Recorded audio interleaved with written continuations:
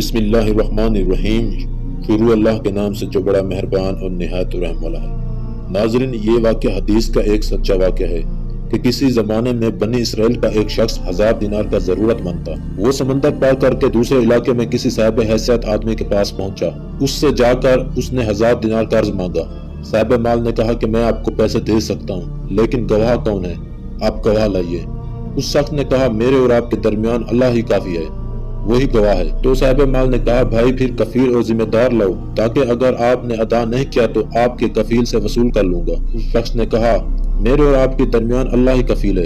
صاحب مال نے کہا یہ بات تو سچ کہہ رہا ہے، لہٰذا ایک مدت متعین کر کے 1000 دینار اس کے حوالے کر دیے۔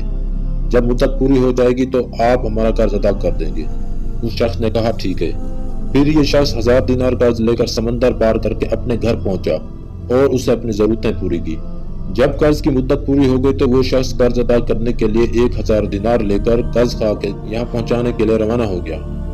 سمندر کے پاس پہنچ کر کشتیاں تلاش کرنے لگا، لیکن کوئی بھی کشتی نہیں ملی۔ اسے سخت خدشہ محسوس ہونے لگا کہ خدا نخواستہ قرض ادا کرنے سے پہلے مدت پوری نہ ہو جائے۔ سمندر کے کنارے پر مارا پھرنے لگا، کسی طرح کوئی سواری نہیں ملی۔ آخرکار مجبور ہو کر ایک لکڑی میں سوراخ کیا اور اس سوراخ کے اندر 1000 دینار اور ایک پرچی رکھی۔ پرچی کے اندر اس نے لکھا اے سمندر، میرا قرض ادا کرنے میں تو ہی حائل ہو رہا ہے، لہٰذا میں اپنا قرضہ تیرے حوالے کرتا ہوں، اب تو ہی ذمہ دار ہے۔ چنانچہ لکڑی کے سوراخ میں یہ پرچی اور 1000 دینار رکھ کر سوراخ بند کر دیے۔ اس کے بعد اس لکڑی کو اس سمندر میں یہ کہہ کر بہا دیا کہ لے اب تو ہی ذمہ دار ہے، اور اللہ سے دعا کی اے اللہ، میرے قرضہ کے ادا کرنے میں یہ سمندر حائل ہے، میں تجھے گواہ بناتا ہوں اور تو ہی گواہ ہے اور تو ہی کفیل ہے۔ جب قرضے کی مدت پوری ہونے لگی تو وہ شخص قرضدار کے پاس پہنچنے کے لیے سمندر کے کنارے پر پہنچا تو اسے بھی کوئی سواری نہیں ملی۔ اتفاق سے اس کے سامنے سمندر میں سے ایک لکڑی بہتی ہوئی آئی۔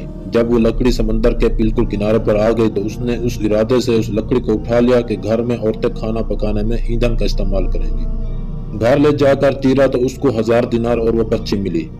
اب اس قرض خواہ کے اوپر جو کچھ عبرت ہونی تھی وہ ہوئی۔ قرضدار نے بعد میں پھر اپنے طور پر 1000 دینار کا مزید انتظام کر کے قرض خواہ کے پاس آ کر پیش کیا اور کہا کہ لو اپنا قرض۔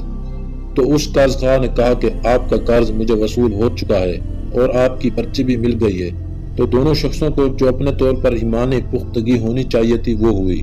جو اللہ کے لیے ہوتا ہے اللہ تعالیٰ سمندر اور درختوں کو بھی اس کے تابع کر دیتا ہے، اور اللہ بھی ایسے لوگوں سے حقیقی معنی محبت رکھتا ہے۔ اگر ہماری ویڈیو اچھی لگی تو ہمارے چینل کو سبسکرائب ضرور کر دیں اور ساتھ میں بیل آئیکن کو